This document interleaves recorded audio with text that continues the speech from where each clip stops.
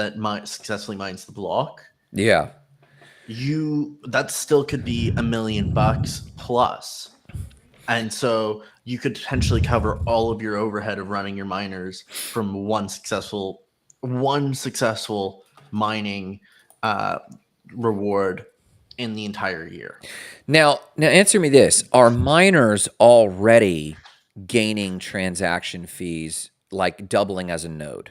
Yes, they So already when you do. mine, in theory, you're mining for a block, but what you're actually doing is writing to the blocks also. Yeah, you're solving the computational problem to ensure that the next block is created and that the information in that next block is proper. So it's just like validating, but it's a proof of work rather than a proof of stake. It's slightly different in terms of exactly how the consensus mechanism works, and I'm not a perfect expert on the exact differences in that that mechanism, but essentially miners and validators have very little difference other than that miners require you don't require you to already hold X Bitcoin, whereas validators do. You just have to show up with the hardware. Yeah, you just have to show up with the hardware. Whereas Jackie, what blockchain are you most versed in? Ethereum, probably. Yeah. I mean, I'm kind of I don't know that I'd go so far as to say I'm an ETH maxi, but are you a maxi of anything? No, not at all. But I use That's Ethereum. maybe why Grant likes you. That's maybe I'm why you're allowed on the show. Yeah, I'm not a maxi of anything because I think everything's messed up. I have no faith in anything. But I was gonna say, like, I'm a little like bougie about NFTs and stuff. Even that, I'm always like, is this Ethereum? Like I never got on the Polygon train, Avalanche. I was like, whatever. Like I'll experiment and like mess around, but I think the most serious players in the long-standing, future is Bitcoin and Ethereum for different reasons. But yeah, that's why I mainly stick to ETH. Well, and Aussie, I hear you. Like, there's not much difference between a validator and a miner. And one is proof of work, the other is proof of stake. When you have a proof of stake, you buy in, so you basically have staked 30 ETH, right? 32, yeah. 32 ETH. You've staked the 32 ETH. You now have permission from whoever, the foundation, to basically inscript the next block or validate the blockchain. And really, you don't even inscript. It just basically validates. And if there's 30 nodes out there, now there's 31 because you're there. And now there's 31 validators that say, yes, this is a valid transaction. And then the blockchain is even more solid. And someone else has a power outage in Pakistan. And that's redundancy to the network. But you're saying miners in Bitcoin are similar in that. But with proof of work, isn't there like this huge front load that has to occur in the computation? Yeah, so in proof of work, they are doing computation. The miners are doing computation to prove the equation's correct. And so that is a major difference. But they also don't have the upfront of having to own Bitcoin or own ETH to participate. They just need to own the hardware, which was originally just GPUs, old GPUs that you would mine Bitcoin on, and you could mine ETH on when ETH was proof of work. So, like, yes, as it's scaled up, the tech requirements are higher, but it doesn't necessarily mean that that some of the chain differences are nearly as, I guess, large as a lot of people like to make them out to be. I guess to me, the business model is what. Go ahead, Jackie. What was your thought there? You had a thought. I mean, I was just going to say from like a macro level, we're moving from centralization to decentralization. And from a business model perspective, like the whole point of this is that you're spreading the surface area of energy, the surface area of bit operations, essentially. So while there's differences in proof of work and proof of stake in how they do what they're doing, essentially at the end of the day, it's beneficial to have more things involved in more places. Like before we got on here, we were just saying that, the good part of having more validators in a proof of stake system is that you're going to lower transaction fees, gas fees. The network's going to be cheaper to actually use. So Yeah. And that's true of both the financial model of both blockchains. But I'm thinking like at the actual business owner level, like for me to go get a loan or finance my own Ethereum node as a business owner, just thinking from the income model versus, say, for example, we can say now Jarrett's working at Compass, right? He's working at that mining company, Compass, and that company either had to put investors together or put their own money together. And Bitcoin seems like to get into the Bitcoin mining / validator model, I just have to come with the hardware. That's fine, but you're still in it for about what you're in it for an Ethereum node, hardware wise and cooling. At minimum, yeah, depending on what scale you're going for. But Yeah. also to your point, like you said this before we came on, like, but you can assume Bitcoin's going to be at 100,000, a million, and so like one mined block a year would pay for your costs, and I agree with that.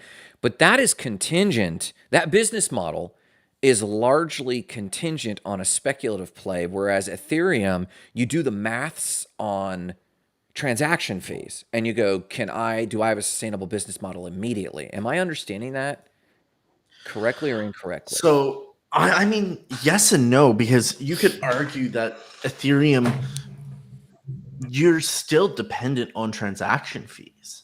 The percentage that you're making is still dependent on transaction fees. And so to think about whether or not you've got a sustainable business model, you've got to anticipate that there's going to be continued transactions on Ethereum, that Ethereum price will sustain itself, that Ethereum that there's not going to be an overload of validators on the network, which drive down how much you're making per transaction. And so I would say the business model between miners and validators is exactly equal, because you can also game like just like you can game your swing on when Ethereum might go up. With miners, the price of miners fluctuate massively with the price of Bitcoin. So you could buy Bitcoin miners right now that are more powerful for much cheaper than you could buy them at the top of the last bull run. I would Keep going on. Over 50% cheaper. I would say too, like, I don't know if you guys have gotten to like go to any mining operations or like talk to miners, like hardcore, like people that are really doing it. I have been fortunate in that area. And I mean, there's so much unseen stuff you don't even know about mining. Like, literally the grid can tell you like you can't mine during these hours because you're overtaxing the grid. Like you have to shut down. And so, I mean, I even know guys that have paid, a certain amount of money for energy, and then they're told to shut down, and then the provider is going and selling that energy at a different price. So like they just funded that sale, right? And then even beyond that, and this is why I don't want anyone to track me down and kill me for saying this, but this is which is at least once per show we say something. I don't mean, yeah, but I mean, this is also why I always thought proof of stake. I thought the whole debate of whether something was a commodity or a security was going to come down to whether it was proof of work or proof of stake. And I always thought that was because proof of work, there is so much other stuff going on in the background of what's making that all go. And like Aussie's, I mean, to the point, again, not financial advice, but in my mind, Bitcoin has to go full institution. Bitcoin has to be at this, $100,000, $150, whatever it's going to be worth, to kind of make all of this tokenization a world, a thing, I guess we'll say. But Yeah. there's Oh, I more agree. speculation for all the reasons Aussie outlined earlier with Ethereum. How many people are using that network, how much stuff's being built, how much, like, that actually runs more like a business Yeah. than like Bitcoin running like a commodity. That's interesting. Well, and that's the thing. So, like, and maybe Aussie, the economics of what you're talking are equal. And my brain, and mind you, like, I'm just literally speaking like off the cuff. The more I ponder, and I haven't put anything down on paper, and I really should. The business models, even if they're like economically about the same in terms of cash on cash investment for a single year, there are still these other things that could come to bite you around tax season, or adoption by institution could disrupt you. Go ahead, Oz. Oh, there's massive tax implications with ETH staking. You can get taxed on when you earn the staked ETH, Mm-hmm. and then when you sell the staked ETH. That is a huge thing in the US. And most people, if you're mining, you're either mining in Tejas, Arizona, or not in the US. Did you Most say likely. Tejas for Texas? What Yes. I just like Jared. Come on, Tejas.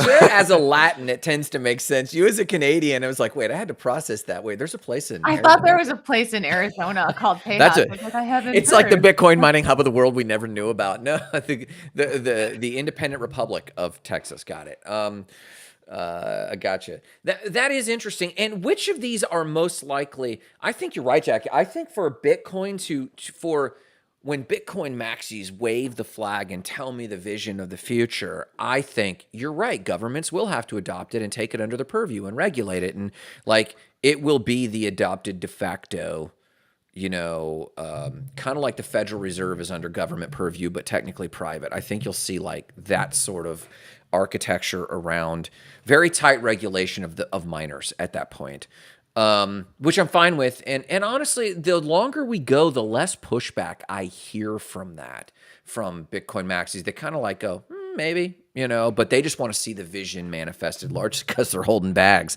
No, And yeah. they're like, please let my bags go. But like for me, when I think about Ethereum, I do agree with you, Aussie. Like your ROI is based on a fluctuating Ethereum price, but we're already in that price now.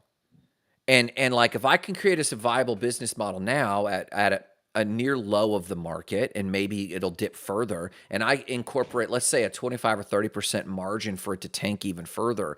But if I put together a Bitcoin mining facility and have the same investment, but I'm telling myself, yeah, if and when Bitcoin hits 100K, there's a huge jump there. Oh, I've got my friend. We've talked about this. My friend set up a mining facility in Paraguay. Yeah. We were looking at 10 or 20% returns on the Bitcoin at 22,000. Oh. All right. It's interesting. Like that because he's mining at 0.3, like 3 cents a kilowatt. And what? Yeah, he's mining at 3 cents a kilowatt. Okay. Okay. You're mining like, so that same facility in Texas is pulling what, 14 cents a kilowatt? Depends. You can get some pretty good contracts in Texas. Like they're mining for, but you're mining like in Paraguay, they're mining for 3 cents a kilowatt on hydro. So ESG friendly. They've got secured contracts for like 3-4 years. Interesting. And they're literally using excess power. Like there's not any concern that they're going to be shut down anytime soon. And they're talking 10 to 20. They were talking 10 to 20% on a year on $22,000 Bitcoin. So think about, and they're looking at using the heat and capturing the heat from some of the dissipation of the miners in their refining process of antimony. So you were saying this before. I do remember this. Yeah. So they're pairing it with an additional system that it will also be revenue generating. Jackie, one of our first conversations was circular economies. I recall us talking about that. Yeah, and honestly, I mean, I'm so fortunate to like be friends with some miners and people I know like in real life and stuff like that. But listen, if you've got money and you want to get into mining, there's a solution. There is a way Yeah. for you to get in. There's so many Yeah. different business models off of mining. I don't Yeah. even think people understand. I know people don't understand that yet. Yeah. You know, you could rent from the miners, like that's your system that's mining, and you can have pools of people in it. I mean, it's actually amazing to me that it's gone this long without being hyper regulated. Yeah. But It's actually been a decade. Like it's been a minute. You know, That's but too funny. it's yeah, I guess Your contacts in mining, Jackie, do you know if they're doing hydro, solar, or just normal grid? You know, I'm not gonna say. Okay, sweet, cool, okay. The Rockefellers wouldn't like it if Jackie. No, honestly, right. to Aussie's point, though, I think, and to Grant, going back to the whole circular economy thing, I'm for spiral economies. Go look them up, people. It's the next big thing. You heard it first from Jackie Roach.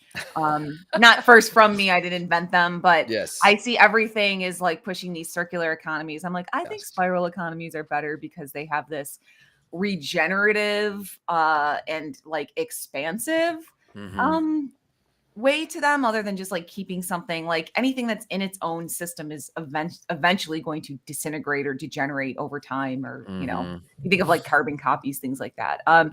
Anyway, yeah, I think out of mining there's just so many novel things coming from energy. But again, energy is everything that we make money symbolize.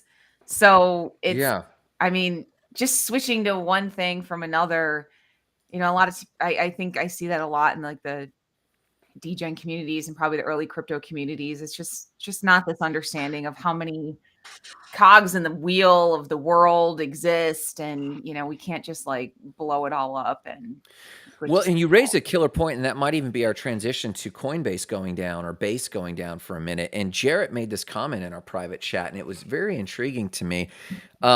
Real quick, the headline, Aussie, what's the headline here? So give us the headline. The Base blockchain, they basically stopped printing blocks for about 45 minutes, and no one 100% knows why, but they did fix it within 45 and minutes. It's based on Optimum, isn't it? On it uses the Optimism stack. Okay. Okay, but its blockchain is its own Base blockchain.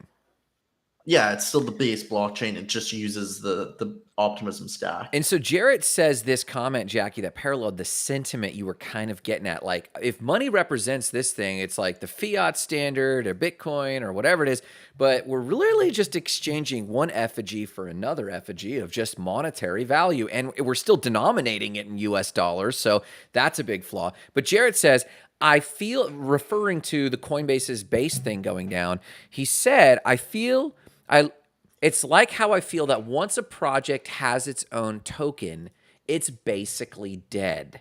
Do either of you agree with that sentiment of Jarrett's? I disagree. I mean, I think it's possible, like blockchains have issues sometimes. And so if it went down, like they did build it pretty fast. So like hopefully if it happens again, then we might have another Solana on our hands. But otherwise, they've been doing a lot of other things that I think are good. Once a project has its own token, is it basically dead? I'd say that's 50-50.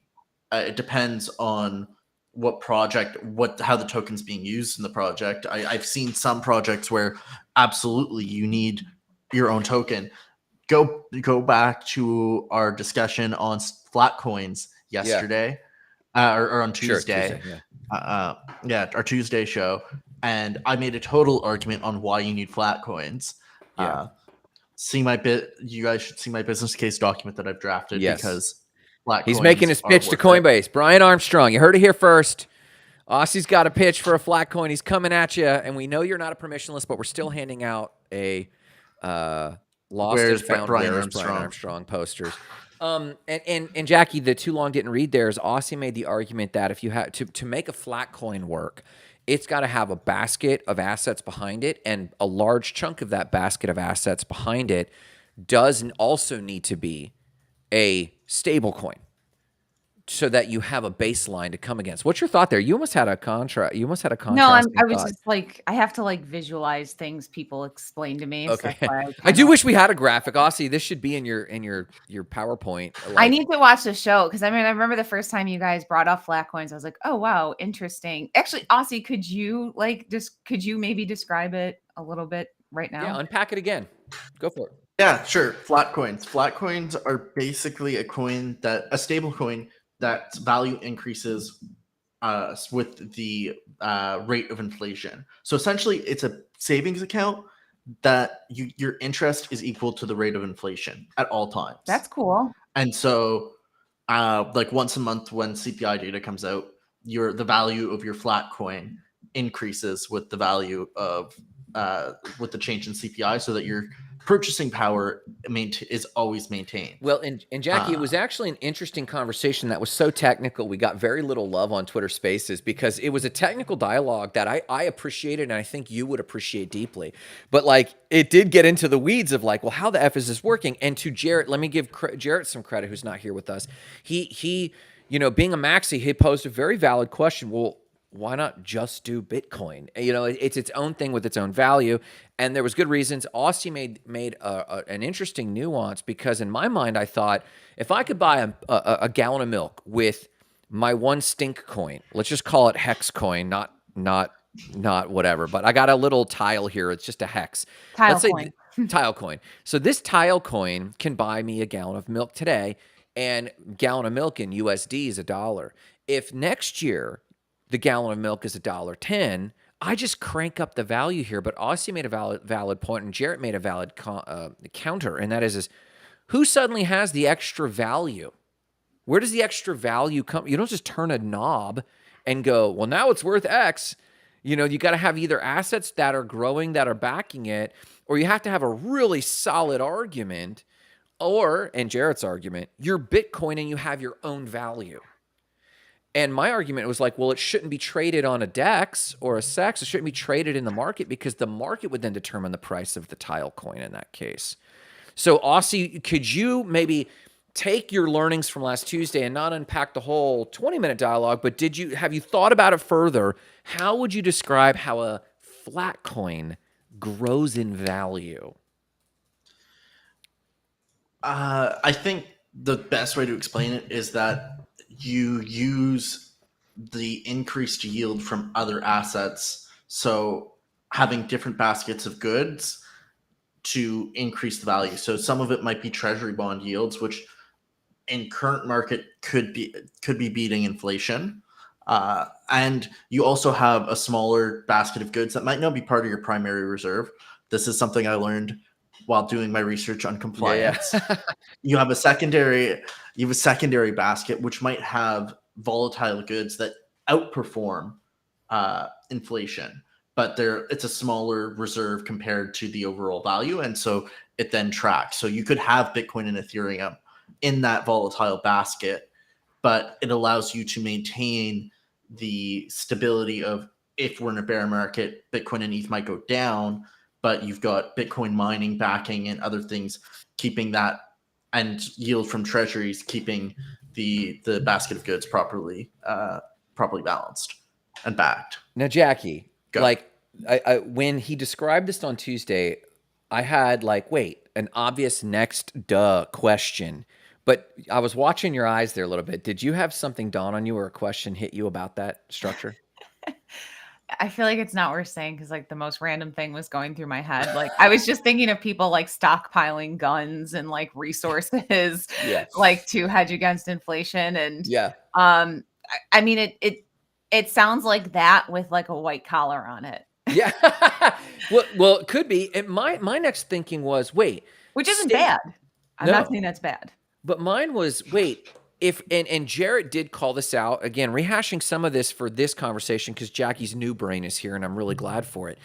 Jarrett was saying, well, why wouldn't you? What it sounds like is, when you're backing something with assets like this, in order to maintain this value growth, you're really just operating like a mutual fund, or so it's not a coin, it's not a token, it's just an ETF, it's just a stock, it's just an asset that represents a basket of goods that you're hoping to meet or beat inflation. And I called out on the call, yeah, we have to remember that this is a token, this is a flat coin, and the goal was velocity. The goal was regular everyday exchange that's just beating the US dollar.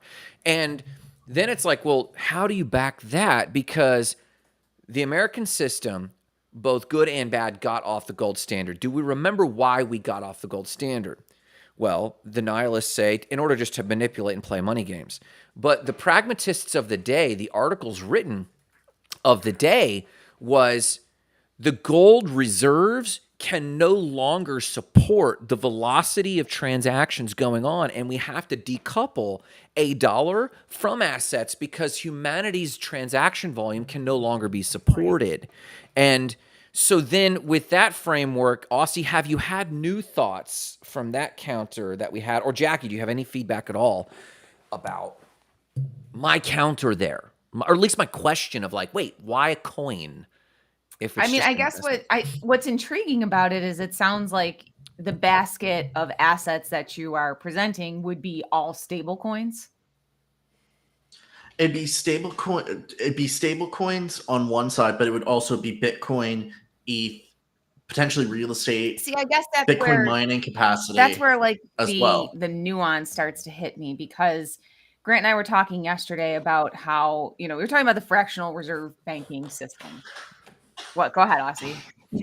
Oh no! Sorry, just Brian's comment made Jackie, me finish your excited. thought first. We'll get to Brian in a second. Go first. Okay, well, we were talking about this and how, like, is it fair? Is it unfair? And it really does underpin everything, debt buying, and that's the system we have right now.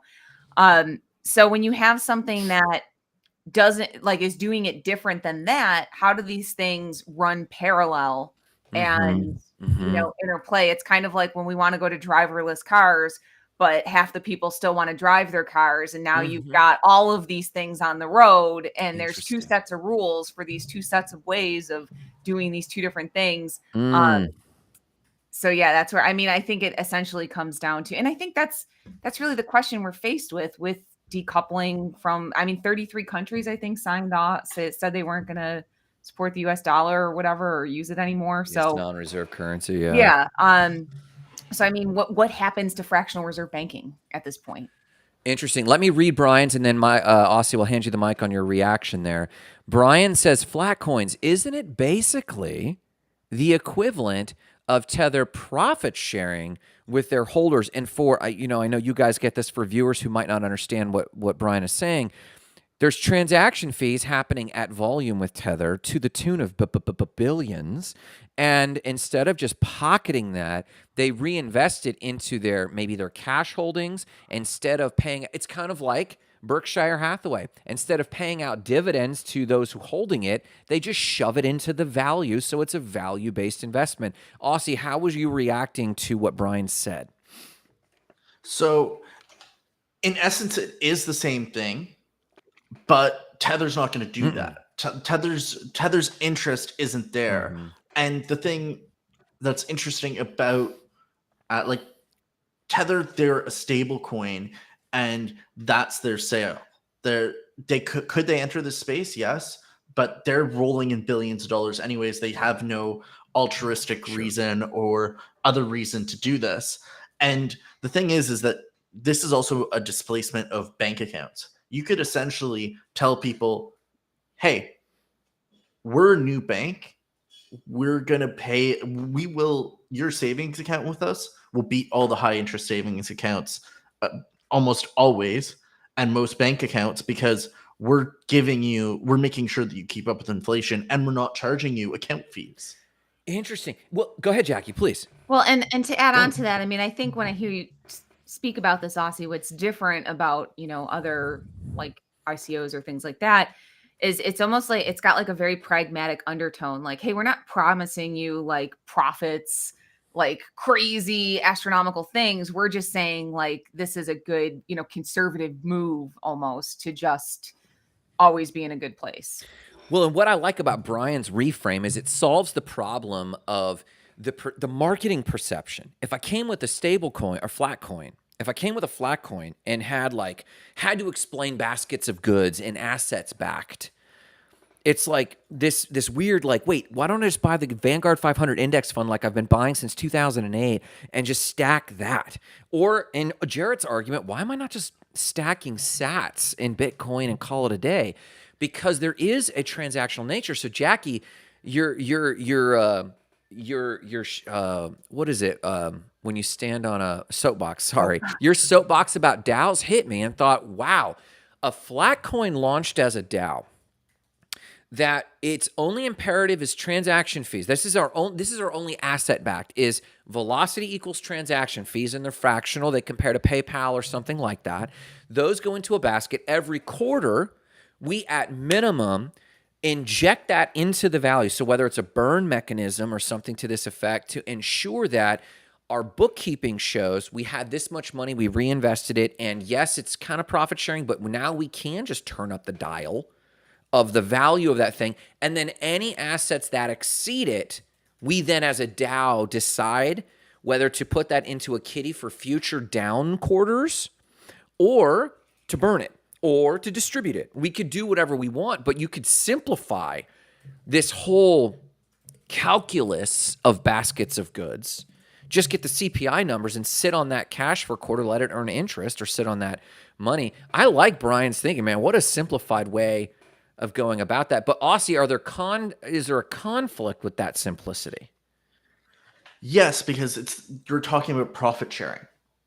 Profit sharing, you could have a month where your profits are way above inflation and some that are way below inflation. Your profit sharing means that it's an investment. You're investing, but a stable coin isn't a flat coin isn't an investment. It's a hedge against inflation. It's a savings account. And you could run the flat coin as a DAO in the future. Like once it's all established, you could decide on that secondary reserve fund, basically have votes on, hey, here's the excess, or should we rebalance? Maybe right now it's 50% ETH, 50% Bitcoin, and we've got so many terahashes of Bitcoin mining capacity backing this. Do we increase the proportion of ETH? Do we do we add Polygon as an additional piece at XY percentage, and we could have that run as a DAO? But profit sharing, it basically indicates that it's an investment because you're driving profit. Your profit could or could not hit inflation rates, and you're not really with your example of burning doesn't increase the value of a stable coin. A stable coin is pegged to the US dollar. So unless you're distributing more stable coins, which then means you have to increase your backing, is a whole you get into a whole mess of accounting there. So that raises a question. Jackie I'm sorry, Jackie, go ahead. So no, you keep going for a minute because I can say this whenever. I was just going to ask, so do flat coins have to stay at CPI, or can flat coins beat CPI? No, flat coins, in their essence, are supposed to stay at CPI. So that's a tough algorithm. No, that's not a tough algorithm because it's all about just compounding interest. No, what I mean is if I were to literally be put in charge of this and be like, Grant, well, it's one thing to see the CPI numbers, but it's another thing to go do my assets. Like you're in portfolio management. You're basically a mutual fund at this point, and you're in portfolio management full time. Like that is the main piece of how a flat coin needs to be managed, is making sure that you're managing that portfolio. The nice thing is that you only rebalance once a month. No, that's interesting. Jackie, what's your mic drop? Hit us with it. Oh, it's not like a mic drop. I don't know. I really appreciate this conversation. And I feel like getting into crypto, people are exposed to so many things they wouldn't normally talk about or think about Yes. or know about. And this flat coin, it's just very exciting for me to, whether this actually ever happens or not, or we see one or not. It's nice to go through these like cognitive exercises of even just breaking like a CPI down or and I guess what kind of like tickled my brain about it was have you guys ever heard of like picks and shovel investing? I've heard of picks and axes, Yes. like the Yeah. example from Think and Grow Rich, but go ahead. Like, yeah, I mean, like Rick Edelman talks a lot about this. It's if you're not into crypto or digital assets, like you can take the Levi Strauss route. Like he went out to the gold rush and he wasn't going to get gold, but he was selling people picks and axes and shovels Yes. and jeans and things that they needed to do all of the gold mining. So Yes. this flat coin actually kind of reminds me some of that. Like we're not exactly chasing what the thing is, but all the stuff that makes these prices fluctuate or CPI fluctuate or whatever. Like, or you're taking like a step back. And I mean, people will invest in anything and not question the underpinnings of it or whatever. But this has like it's just very smart, I guess. That leads to a question that's tangential a little bit, but it's something that I've been meaning to ask, and I might have gotten this from Aussie in the past. What we're talking about is financial literacy. And Jackie, you do a lot of like urban development work, or you touch a lot of it just through your church experience and a lot of that stuff and just what's going on with people. We've had a passion, your Belize project, different things like that you've been exposed to. Aussie, government work, same thing. I think the thing I like about the Not Crypto Bros, Jarrett included, is we've all touched a type of humanitarian development work. And I continuously come back that personal development, financial development, it's largely a vocab game. And that's kind of rich dad, poor dad's idea of financial literacy. The reason I continue to press into crypto, and if you watch my position in most of the Not Crypto Bro shows, I'm still on the fence if this is the best investment out there. I like it ideologically. I like it philosophically. But what I really like about it is it forces these dialogues from like, do I actually understand money? And so I guess that leads to a question. Do either of you remember, what is the earliest you can remember being educated financially by a person or a book or a piece of material? What's the earliest you can remember? I'm so much older than Aussie, so my answer is going to be like so much more terrible. He's so young and you know so much. My dad and I had conversations about stocks on the stock market probably when I was 12, 13. Interesting. Jackie? I mean, I was probably 30 when I was getting my MBA, 29, 30. And there you go. Like literally had to be in an MBA program to learn like, oh, this is how the world works. And yeah. And that was that was probably like my confronting moment. And that was before crypto, way before I got into crypto, where I was just like, whoa, like not everyone has access to the rules of the game. Like I didn't even know this. And I had a pretty big job at that point. I was doing newsprint trading and, I was in this and I didn't even know I was in it. I like how you worded that just now. Not everyone has access, you didn't say, to the game. You said not everyone has access to the rules of the game. And, we talk about, you and I, Jackie, talked yesterday about real estate. And you said, man, that kind of sounds like the Federal Reserve. We were talking about real estate and how money works for real estate and borrowing. And you like, well, if you've watched It's a Wonderful Life, that was like George Bailey's whole thing. Like, oh, you think the bank has money, but it's going to Sam's house. And Aussie, have you seen It's a Wonderful Life? That was a very good Jimmy Stewart if you haven't. I was just about to take a time out from the Not Crypto Bros to applaud your Jimmy Stewart. What? No, Aussie, what did you say? Have you seen It's a Wonderful Life? I think I've watched some of it. Literally, from a money perspective, go back and watch it. Because George Bailey, the premise that it opens with, he's about to throw himself off a bridge Christmas Eve because he can't put the money together. And it's literally, he owned the bank. It was a bank. Yeah. Yes. Like a local bank. But that was about the era that these banking laws were evolving in such a way that it was really displacing people, so much so that It's a Wonderful Life is based on this premise that he's about to lose everything and he can't figure out how to put it together. And so, yeah, man, I mean, and he does have this monologue somewhere, like, it's all like, I couldn't even, I'm not even going to try. You nailed it. That's so funny. I'm trying to think back. My Well, 'cause earliest everybody in town, when they're talking about when they go to the bank and they're like, "What do you mean the bank doesn't have our money?" And they Yes. don't know that like we can lend 90% out and that we're in a debt-based system, and like they don't understand or know any of that.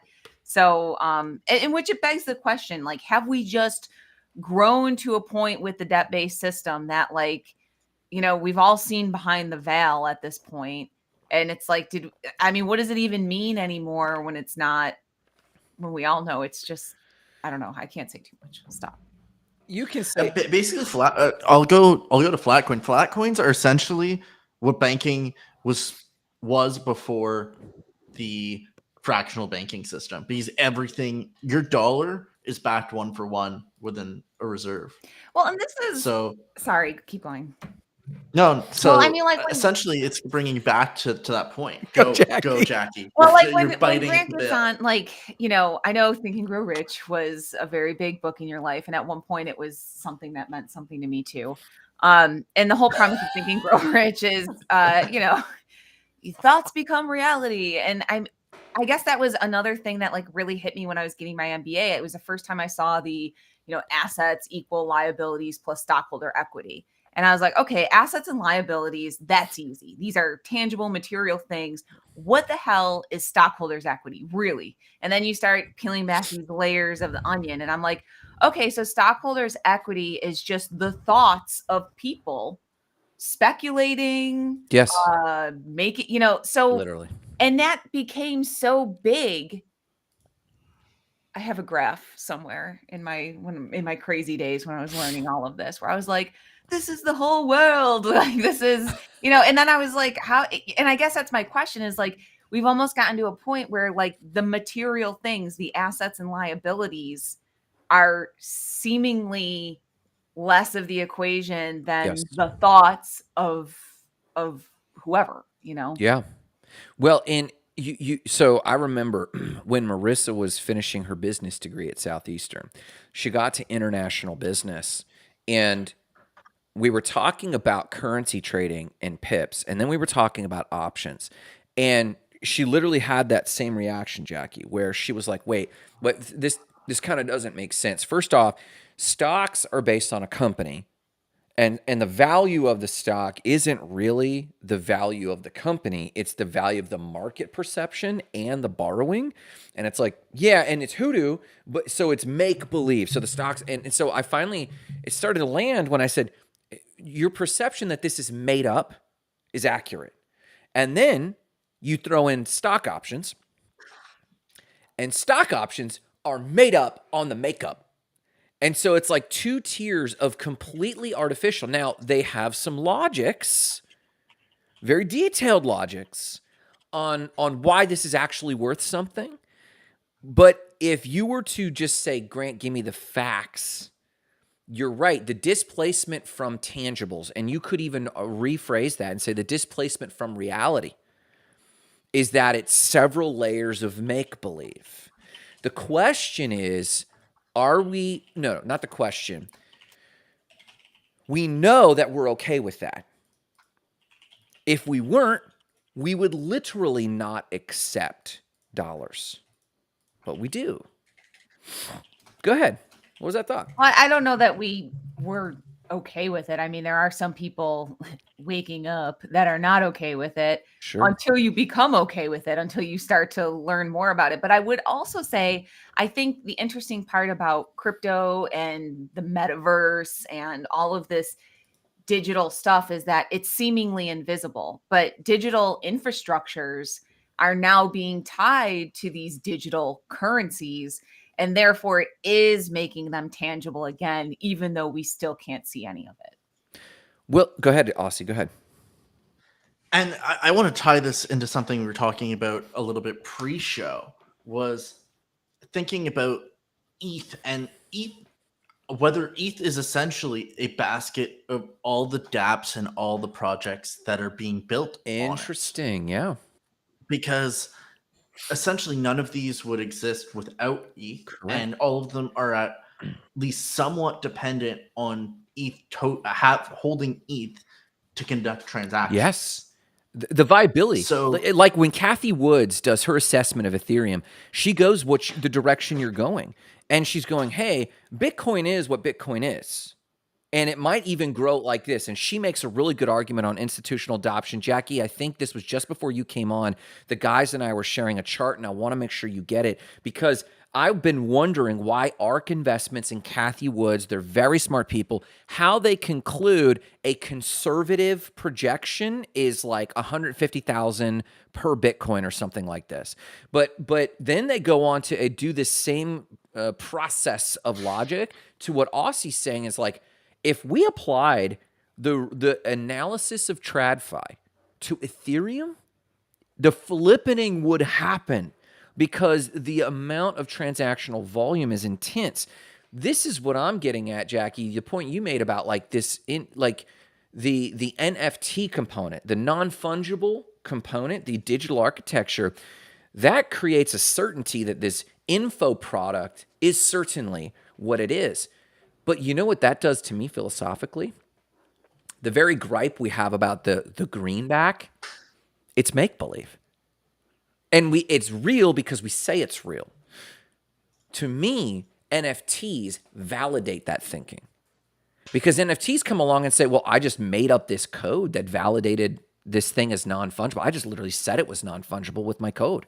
And my code can now validate it and just say, no, it's definitely not induplicatable.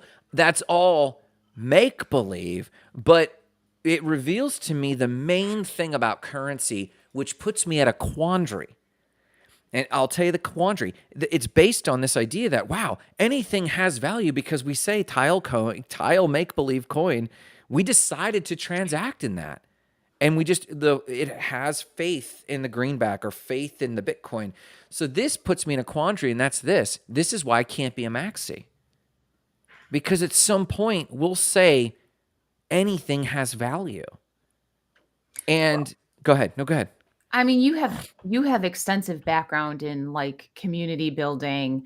Like I don't mean community, like actually like physical people putting an economic structure together so that they have some economic power with other, the world, whatever.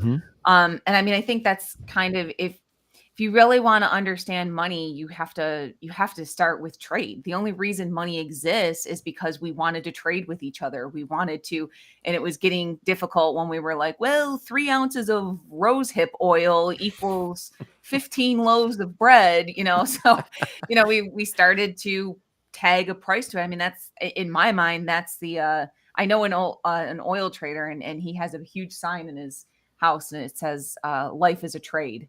And, I mean, essentially that's what communication is. That's what we're trying to do. And, yeah, Brian, just to wrap this up, I don't know where I'm going because I started reading Brian's. Oh, sorry. No, it's okay. Life's I a always do trade. that. I like look down, but, yeah. Well, yeah. No worries. And I mean, I think that's kind of the funny point we're at is like, we're distributing so much, and we've seen all these tribes come out of crypto communities, like, and even back to Jared's point of like, well, once you have a token, it's dead. And it's like every tribe loves the idea phase. We're going to do this. Let's build the roadmap. We're having fun. And then it's like, okay, the token's available. And now it's like the real world. Right. So, but yeah, go address Brian. So reading this real quick, this is exactly what I was thinking, Aussie, when I was thinking about the net value of ETH and the flippening. Raoul Paul is good on ETH. He says it's all to do with Metcalfe's law. This was my point. Every dApp accelerates ETH is operating like a social network. I mean, ETH philosophically and sociologically, I think is the bigger invention, if you will. And ETH is where Bitcoin was 4 years ago in terms of cycle, only already with much greater adoption. Oh, greater. Okay. I believe that's what it is. Bro adder adoption. I'm expecting that he's probably typing on his Text phone to right type. now. Yeah. And his Broader. broader adoption. Okay, there you go. You nailed it. Only with broader adoption. So this is why I believe I'm bullish in general on Bitcoin. I'm more bullish on real estate because of supply and demand. Because of demand. And Jackie, the chart I'm referring to with Kathy Woods it was basically their projected conservative, moderate, and bullish projections of demand for Bitcoin. And it was nearly all institutional, which was quite interesting. Ethereum, however, was institutional, but the DApp case of demand, i.e., the transactional nature, there's like a higher velocity around Ethereum. Go ahead. What's your thought? Well, and I mean, Bitcoin is Bitcoin, right? It's just this like one thing. But with Ethereum, I mean, and I'll agree with you, like in the institutional circles, I'm around 150 seems to be this like BTC is going to be 150. It's like kind of this thing. So if thoughts do become reality, those are the thoughts. That's my price, and mine actually has to do with math. Yeah. I did a whole What's math. that? No, I'm just kidding. What's maths? Yeah, what's Finish the maths? thought. I've got maths for 100. But to this point about makes sense. Ethereum, like we spend Ethereum, we use ETH to do all the things that we're doing. So in most people with Bitcoin, I mean, that was, I mean, I guess a year ago, people were still debating like, well, would you spend Bitcoin or would you hold Bitcoin? And once it gets locked up in institutions, I mean, my feeling is that it's going to go into cold storage.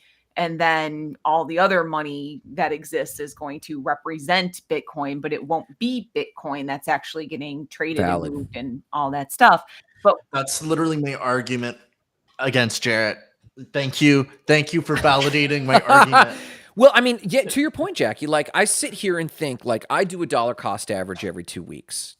And it hits Coinbase, and then it hits all my wallets, and it hits my cold storage wallets and leaves Coinbase. That's my on-ramp. And you're totally right. I always have this thing in my brain. It's like, oh, that's right. I've got to leave about 50 ETH in here for transactions. Yeah. I never once say this about Bitcoin. Right. Like Bitcoin goes to, and I'm a small potato. I'm not even a potato. I'm like a small twinkle in a potato's eye about like what I'm doing with Bitcoin. And my obvious option is that all just goes to cold storage and I'm hodling it. What, Aussie? Just potato. The potato reference is just killing me.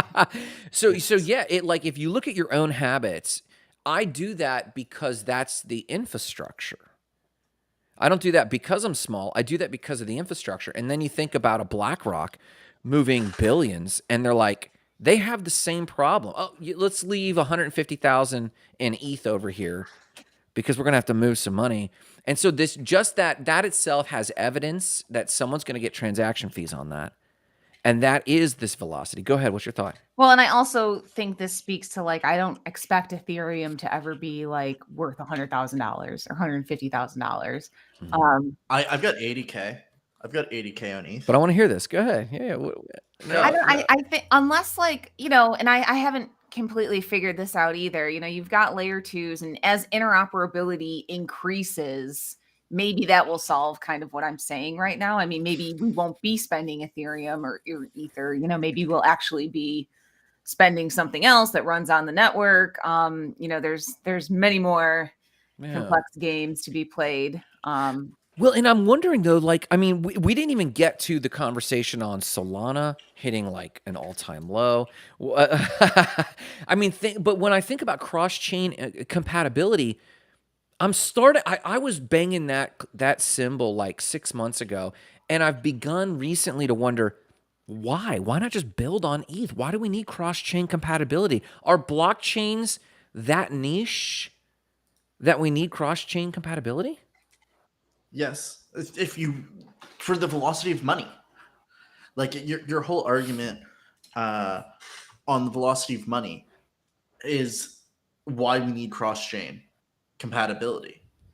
Because if you need to be able to move money from one chain to another, like if that aren't compatible, so like you can move money from Optimism to ETH fairly easily, for example.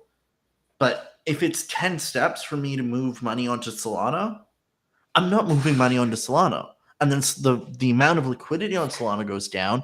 Therefore, the velocity of money on Solana goes down because there's no one bringing fresh capital to get that money circle going. And so cross-chain compatibility is all about the flow of money and ensuring that there's a velocity to that money by ensuring that there's always new capital coming in and going out. Oh, I just see those chains dying. Like, that's what I'm getting at. What's your thought, Jackie? I mean, I guess it's like the innovator in me. I think competition's really good at this moment. I hope it goes on as long as possible because I think there's, I'm for competition in markets. So I think the more blockchains we have, provided they can get funded, provided they can be distributed enough and get enough users. I mean, it's really the user adoption point for every blockchain that's really, stopping them from matching ETH. But, at the same time, I think ETH becomes, how does that become any different than Facebook? We didn't know which social network was going to be the winner. But how does it, and people already argue that the Ethereum Foundation is too centralized and, Oh yeah. Well, I mean, I think we'll have, I don't think blockchain is immune to human nature. I think the market is what it is because of human nature, not because of any reason. Even the power controlling elites, I believe that itself, like Facebook, like Meta, like BlackRock, I believe that is a natural outflow of human nature. And so I agree. Like, I want competition. I want the party to last as long as possible. But then I feel inside of me the business opportunist in me switching gears and going, okay, yeah, but what will happen? And maybe there's a major buyout. I've been hoping that Amazon buys out Avalanche for quite some time. I think Avalanche is phenomenal, and I've had great experiences on that blockchain. But like, aside from like tech specific blockchains, which I think Cardano, to Cardano's credit, I think they've been trying to build Cardano based side chains that are nuanced for use case and utility. Right. Like, here's the driver's license blockchain. Here's the ZK proof. Like, those blockchains I think need to remain. But like these layer 0, layer 1s that, like, I don't know why from a business case, if I were a new business owner with a new seed of investment capital and someone were to ask me as a consultant or as that business owner, what will you build on? I'd be like, what the hell are you talking about? We're building on Ethereum. Like, it's literally got the most viability. Is it expensive? Guaranteed. Is it centralized? Definitely. But as a business person, as a philosopher and a sociologist, I'd be like, let's go gangbusters over here on Avalanche or Cardano or, whatever. But like, the business person in me would kind of be like, that's kind of risky. Like, what's going to happen? And I think to back you up a little bit, Grant, like, to agree with you, I mean, for how much hype has always come out about Polygon. Oh, they're working with Disney. They're working with this one. They're working with that one. Like, where's Matic at? And what's I'm a fan. And now I'm a fan. Yeah. And now, I mean, I can't remember exactly what's going on, but isn't Matic like getting phased out or? Yeah, they have they're transitioning to Poly. Right. And I think this was motivated because the protocol, their decision, I think, on this was actually, I do agree with this decision of, listen, please exchange your Matic because we can't do some of the dynamic NFTs on Matic like we could on Poly. But I'm with you. Like, I've been like, come on. Like, Poly to me is the most possible third chain that could really have. Like, it's like Bitcoin, Ethereum, Poly, Cardano. Like to me, if we just had those four, I would be okay with that level of diversity in the blockchain environment. But I guess there's a question for both of you. Why, in your opinion, why did people even use it? Cheaper. They're like, back when at the top of the bull market, ETH fees were ridiculous.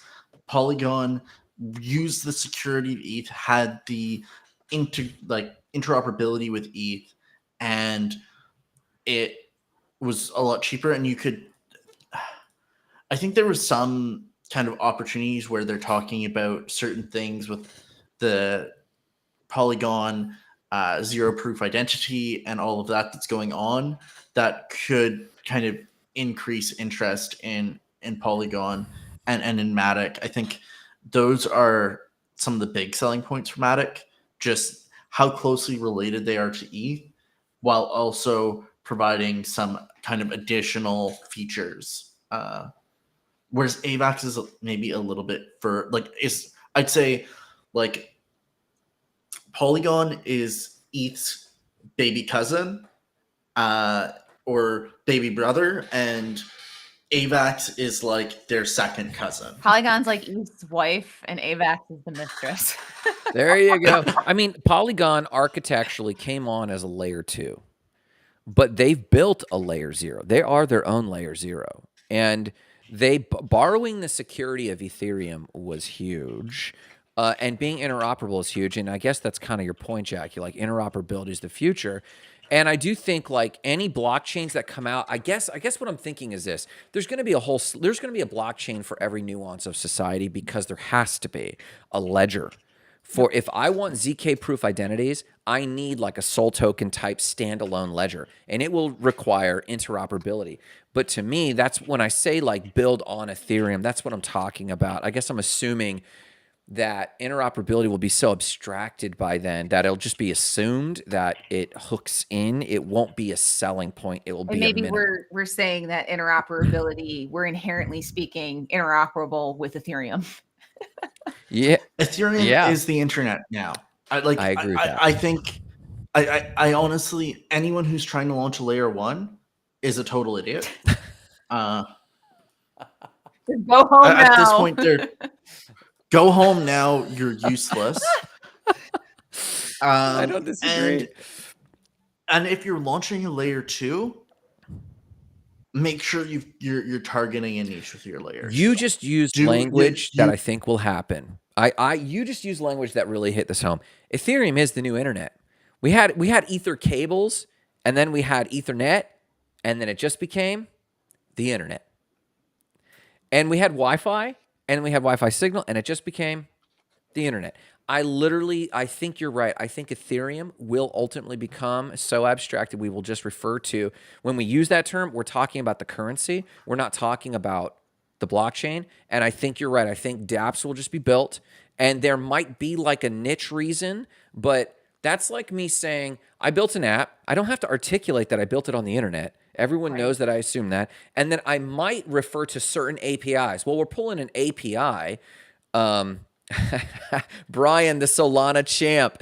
Visa is using Solana for cross-border payments. Just saying. Yeah, so maybe it's buying it as a steal right now, but I think I did misspeak earlier. Jared Austin said Solana hit a 2-year low in daily active users.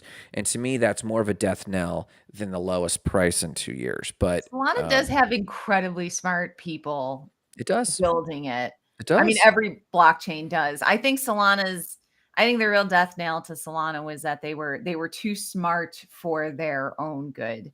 Like I don't know if you guys ever read the white paper. It was getting into like quantum money and like I have a friend who wrote a book on quantum money, and I mean, like I'm in it, man. Like I want to be in the 5th dimension with y'all, speaking telepathically and trading money on thoughts, and Yeah, man. But realistically, we move with everybody, the lowest among us, whatever that means to you, like they also are going to be brought in this wave. So I think Solana is just already in like 26. Their assumptions of how this, all works is like, it's good to hear that they're working with Visa though. It seems like they really compromise their ideals to do that. But I'm going to disagree a little bit with what you just said. I don't want to come on the show anymore. Yeah. What are you saying, Austin? Yeah, I know. I'm such a bully. Aussies just like the Canadian bully. Go ahead. What do you got? Yeah. I don't think, maybe they are really smart, but they also built a blockchain that isn't decentralized and is absolutely prone to DDoS attacks. So how smart? Yeah. Maybe their vision is in 2060, but their execution is in 20. We're actually agreeing with each other because I was just going to say that. How many extremely smart people do you know? They get a flat tire and they're like, ugh. Don't know what to do. Yeah. Yeah. The real world thing is happening, you know. That is evidence of being too smart for your own good. It's being so smart that you built the future, but you forgot to build a bridge from the present. And honestly, it's not just Solana. I do believe, I will say, in the adoption bell curve, we are now long outside of the innovators realm. I believe we're well into the early adopters realm. And I'm not talking about retail. I'm literally talking, we got into a little bit of a discussion at one point that developers need to quit telling, they need to start speaking in the lingo of VCs, because VCs are the bridge. And every technological wave, there was the innovator wave and there was exceptions that proved the rule. There was these exceptional things who bootstrapped and they made a ton of money. But the bulk of people who really established a new beachhead of a new technology were those who bridged the communication that they could speak in VC's lingo. And VCs speak in viable business models. Not the tech. Don't sell me on the tech. Tell me. Now, when you just said Ethereum is the internet, it will, like that right there, that will sell a VC. But to tell me that Ethereum is a cross-chain blockchain that you hook into that has these nodes and then you do staking and it's like pause, time out, what? But if you can tell them, hey, it's literally the highway of the future internet. It's like, tell me more. I don't think it has to be necessarily VCs. I do like crowdfunding in what blockchain. I'm not a fanboy. Good, Brian. No, I'm just kidding. Yeah. You know, it can still be crowdfunding, but and it was on the Y Whales podcast that I heard that. You know, it was speak to the capabilities, like what does this actually do, but even to end users, and that's how they know what to expect. When I open this app and I start doing, what am I expecting to happen? Yeah. And don't get stuck in the technical. And I think for everybody, it's easy to. Everybody wants to be smart, you know, everybody wants to be speaking the lingo and like rely on that. But if the thing's not doing a thing, then it has nowhere to go. Yeah, man. And on that, we have plenty of places to go, which is why we should wrap up the show at almost 10 minutes after. Guys, any shout outs today? Who are you shouting out? Aussie, you have a final thought there? No, you shout out to all the Obsidian crew that I'm going to see probably starting tomorrow. Permissionless is going to be lit. Also, yeah, I've literally got to pack my bag. So shout out to packing suitcases. All right. Because you got it. It's going to be lit. That okay. Let's go. Jackie, what do you got? Any shout outs today? I'm going to be like sensitive right now. I'm just going to shout out anyone who's like going through anything right now. I have some friends going through some really intense storms. Keep the faith, keep your heads up. This too shall pass. Go into the weekend expecting good things, even from the challenges and trials and tribulations. Good things come from it. I dig that. And that also applies to people in crypto, because I think there's a lot of identity crises happening in crypto people, because is this just a bear? Is just us the winner? Everything I built, my content I've been creating, like what's my future? Do I stay at it or do I need to pivot? Like I think everyone everywhere is having some trials and tribulations. So that also real quick. Yo. Grant was on the Alpha Drop. Rachel Buchanan and I have a podcast, the Alpha Drop, came out yesterday.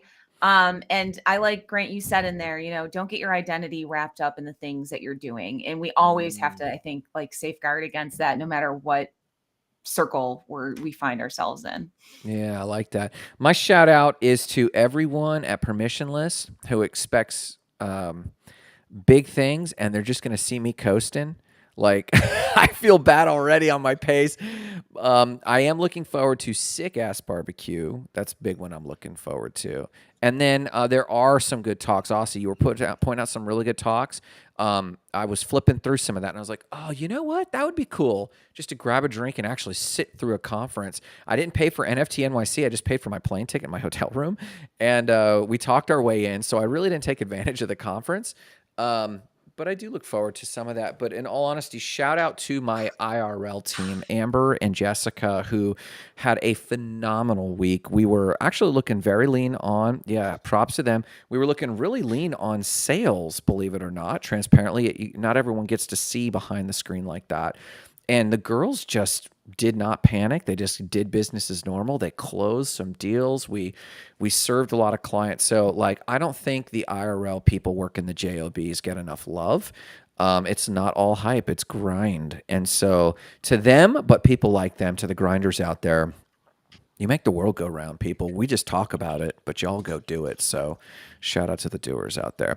Guys, you can pick us up, guys and gals. You can pick us up Tuesday, Twitter Spaces, Fridays, here at 10 a.m., Tuesdays, 3:30 p.m. on Twitter Spaces. Find us there. You can find Jackie at Wellness or on LinkedIn. She's got a great presence there. You can find Aussie Decentralized News. You can find me anywhere you type in Grant Sparks, and have a phenomenal weekend. Take care.